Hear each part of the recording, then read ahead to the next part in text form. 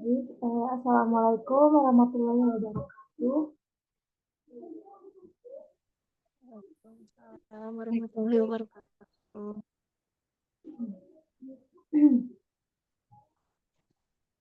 Selamat siang, rekan-rekan kalian. Selamat datang di workshop online kita pada hari ini yang bertemakan pelatihan menulis puisi bersama Teh Lia yang akan memaparkan materi tersebut. Nah, untuk itu, perkenalkan terlebih dahulu, saya Nahda Nabila yang akan memandu jalannya acara hari ini. Kami sangat senang dan berterima kasih atas partisipasi rekan-rekan dalam kegiatan ini. Nah, sebelum kita memulai, saya ingin memberikan beberapa informasi penting. Workshop ini memiliki beberapa sesi, termasuk sesi tanya jawab di akhir setiap sesi.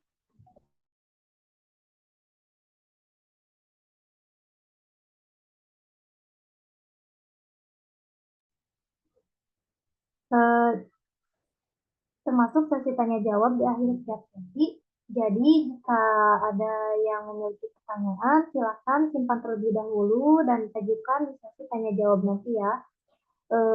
Kalian juga bisa menuliskan pertanyaan di kolom chat dan kami akan membahasnya di akhir sesi.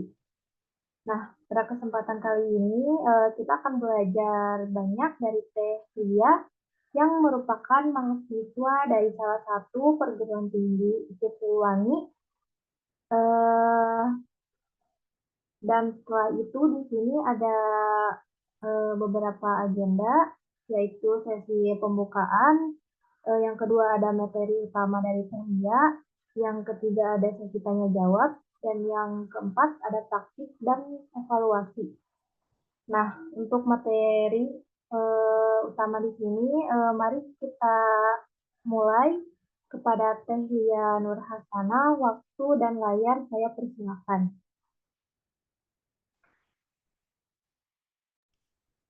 Baik, terima kasih untuk Teh Nahda Nadila dan terima kasih juga kepada teman-teman semua yang menyempatkan waktunya untuk mengikuti seminar pada hari ini. Ya, mulai saja ya, izin share screen.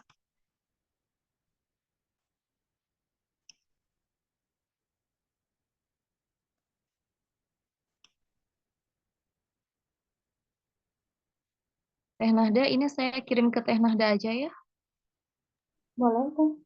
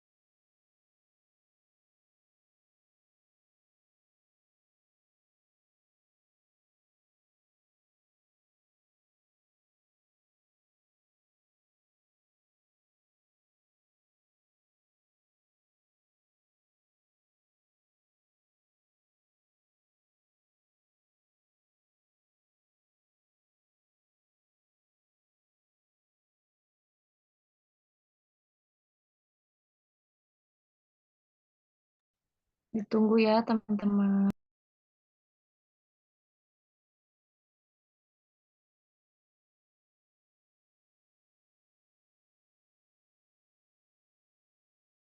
Sudah saya kirim Teh Nahda, sudah ada.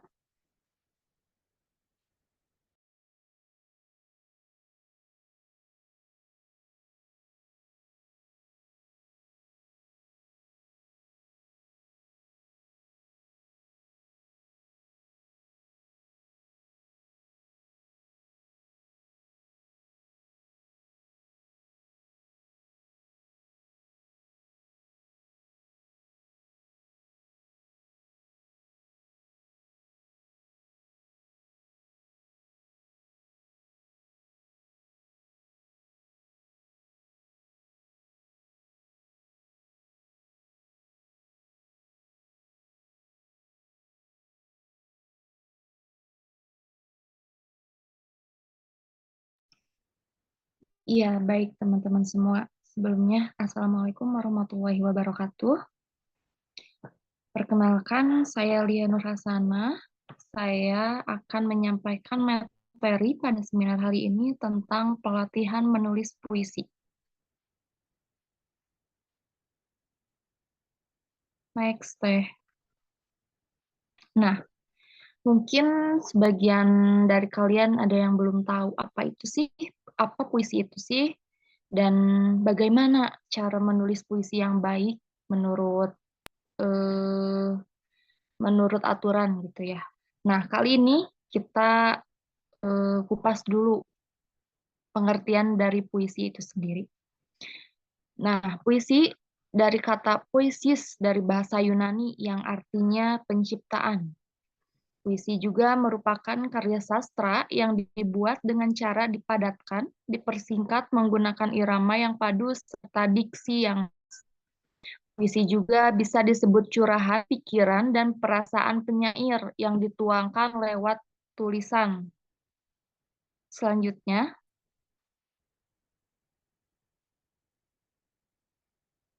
nah, dari pengertian tadi, puisi dapat diartikan sebuah bentuk seni sastra yang menggunakan bahasa dan kata-kata secara kreatif untuk menyampaikan perasaan, gagasan, atau pengalaman melalui ritme, suara, makna, dan citra. Selanjutnya, Teh. Nah, adapun kata penyair tentang pengertian puisi itu sendiri, di sini ada beberapa pendapat, yaitu puisi itu merupakan sebuah dunia dalam kata. Nah, ini menurut Dresden. Jadi puisi itu sebuah dunia dalam kata. Nah, selanjutnya menurut Coleridge bahwa puisi itu merupakan kata-kata terindah dalam susunan yang terindah. Maaf ya, ini tipe. Selanjutnya menurut Carrel juga merupakan puisi itu pemikiran yang bersifat musikal. Lalu kata Woodward bahwa puisi itu merupakan pernyataan perasaan yang imajinatif. Adapun menurut W.H. Auden, bahwa puisi itu lebih menyatakan perasaan yang bercampur baur. Maksudnya yaitu ada sedih, senang, bahagia, dan lain sebagainya. Adapun menurut Gustav Flaubert, bahwa puisi itu tak ada satu partikel pun dalam kehidupan ini yang tak mengandung puisi. Wah, ini sangat menarik ya, teman-teman semua. Nah, ini selanjutnya menurut Robert Graves bahwa menjadi penulis puisi adalah kondisi, bukan sebuah profesi. Adapun menurut Khalil Gibran, semua pernyataan kita hanyalah remah-remah yang jatuh dari pesta pikiran. Nah, adapun menurut Sapardi Djoko Damono bahwa puisi itu ketika kamu menulis begini, tapi maksudnya begitu. Nah, itulah beberapa pernyataan menurut penyair tentang puisi ya teman-teman semua. Nah, selanjutnya tentang manfaat menulis puisi. Yang pertama ada memerdekakan ide rasa. Karena ketika kita menuangkan puisi, kita sudah menuangkan ide perasaan kita ke dalam puisi itu sendiri. Yang kedua, ada melatih kreativitas. Tentu saja ketika kita menulis puisi, kreativitas kreativitas itu kita dapatkan dengan sendirinya, ya teman-teman semua. Karena dengan menulis itu sendiri kita sudah menuangkan dan melatih kreativitas kita sendiri. Yang ketiga, melatih imajinasi. Sama seperti halnya tadi melatih kreativitas, bahwasanya ketika kita menulis puisi, tentu saja kita sedang melatih imajinasi kita sendiri. Selanjutnya yaitu menambah perbendaharaan kata. Yang kelima, melatih keberanian mengungkapkan. Nah, di sini melatih keberanian mengungkapkan perasaan kita. Ada rasa senang, sedih, bahagia, dan berbagai perasaan lainnya. Yang selanjutnya yaitu mengasah kepekaan. Yang selanjutnya menyeimbangkan otak kiri dan otak kanan. Tentu saja ketika kita menulis puisi, kita berpikir bagaimana kita menuangkan ide itu ke dalam sebuah tulisan. Tentu saja itu menggunakan otak kiri dan otak kanan kita supaya sinkron. Yang selanjutnya yaitu membuat ide dikenal. Yang selanjutnya menghasilkan uang. Nah, ketika sebuah ide kita, puisi kita dikenal, tentu saja nanti bakal banyak orang yang membaca dan mengetahui puisi karya kita, sehingga nanti kita dapat menghasilkan uang. Selanjutnya yaitu membuat kita bahagia karena menghasilkan sebuah karya. Next. Nah, selanjutnya yaitu manfaatnya melatih dalam memilih diksi. Diksi itu pemilihan kata maupun irama. Selanjutnya manfaatnya yaitu terapi melegakan perasaan, penyembuhan diri, mengabadikan kenangan melalui sebuah tulisan itu sendiri, bahan konten sosmed, dan membuat kita dikenal. Selanjutnya, nah, adapun ini beberapa tips dan cara menulis puisi yang bagus. Yang pertama, kalian harus pilih tema yang akan ditulis. Nah, pilihlah tema yang akan ditulis, misalnya tema cinta. Nah, cinta ini cinta pada siapa sih? Ada misal cinta pada ibu, lingkungan, Tuhan, dan sebagainya. Nah, tema ini akan membuat kita lebih fokus dalam memikirkan kata-kata yang selanjutnya gitu. Next, pilih suasana yang akan dibangun. Nah, pilihlah suasana yang akan dibangun, misalnya suasana sedih, marah, atau gembira agar kita lebih mudah nanti memilih kata, memilih diksinya dalam puisi tersebut. Selanjutnya, yang ketiga yaitu perhatikan pemilihan kata atau diksi. Seperti yang sebelumnya tadi dibahas bahwa dalam puisi harus memerhatikan pilihan kata itu sendiri, yaitu diksi. Perhatikan diksi, bukan bahasa yang digunakan sehari-hari. Puisi karya yang punya lapis makna dan bermakna. Jadi, ketika kita menulis puisi, jangan menggunakan bahasa yang biasa digunakan sehari-hari. Selanjutnya, puisi itu bangunan kata yang padat. Nah, puisi itu harus padat, hindari menggunakan frasa, kalimat yang tidak efektif, juga kata hubung bila tidak terpaksa. Karena nantinya membuat puisi kita tidak menarik ya teman-teman semua. Selanjutnya, yang kelima ada pilih tipografi. Pilih tipografi yang cocok dan menarik, bagaimana bentuk puisinya, penulisan bait, dan sebagainya. Nah, di sini ada contoh penulisan puisinya. Slide selanjutnya, Teh. Nah, ini contoh tipografi ya, teman-teman semua. Di sini ada bentuk tipografinya seperti segitiga. Ini contoh tipografi. Banyak sekali tipografi pada penulisan puisi yang lain. Kalian bisa cari di Google ya. Ada yang bentuknya zigzag, ada yang berbentuk love kayak gitu ya teman-teman semua, nanti bisa kalian searching sendiri. Selanjutnya,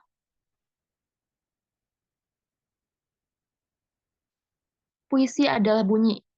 Nah, pertimbangkan penggunaan rima sehingga puisi memiliki irama dan harmoninya. Selanjutnya, yang ketujuh, pentingnya judul. Pilihlah judul yang unik dan menarik sehingga orang tertarik untuk membaca puisi kita. Yang kedelapan, rajin mengamati, rajin membaca. Untuk bisa menulis puisi yang bagus, perlu banyak mengamati dan harus banyak membaca apa saja, termasuk membaca buku-buku puisi karya para penyair terkemuka. Yang kesembilan, penyimpangan dalam puisi. Gunakan satu atau beberapa penyimpangan bahasa dalam puisi yang mendukung ketalangsungan ekspresi. Nah, puisi kerap menggunakan bahasa konotatif atau bukan makna yang sebenarnya. Satu kata dalam puisi bisa membuat banyak hal. Lapis makna muncul karena penyair tidak secara eksplisit menyampaikan ekspresi atau perasaan. Dalam teori puisi disebut sebagai ketaklangsungan ekspresi. Selanjutnya, yang ke-10, tangkap momen puitik. Nah, momen puitik sering datang tak terduga, meski bisa juga diupayakan. Tangkap, jangan biarkan momen tersebut lewat begitu saja. Nah, mungkin materi yang penulisan puisi sudah tadi ya disampaikan. Sekarang kita akan latihan membuat puisi. Nah, di sini yang pertama, poin pertama, kalian bisa nanti sebutkan definisi atau makna ibu bagi Anda secara puitik ya, atau buat semacam quotes tentang ibu. Nah, nanti kalian bisa kirim ke Google Classroom yang sudah Ibu sediakan. Nanti dikirim, kalian nanti kalian kirimkan ke GC tersebut. Slide selanjutnya teh. Nah, tadi kan kalian sudah membuat quote tentang ibu misalnya. Terus sekarang kalian nanti sambungkan dengan kalian terapkan minimal 5 kata dalam puisi yang tadi kalian buat. Misal kalian memilih Miskala, Kaskada, Puan, Kalis, dan Atsa. Nah, kalian pilih 5 kata yang ada di slide ini ke puisi yang kalian tadi udah tulis gitu ya. Minimal 5 kata, maksimalnya boleh semuanya ya. Nanti kalau sudah kalian boleh kirim ke GC. Ya, mungkin seperti itu ya Teh Nahda.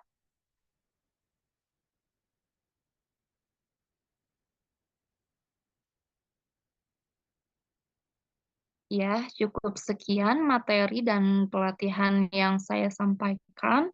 Mohon maaf bila banyak kekurangan. Kembali ke moderator Teh Nahda. Iya, baik, ya. Terima kasih. Mungkin di sini tidak ada yang ingin ditanyakan sepertinya.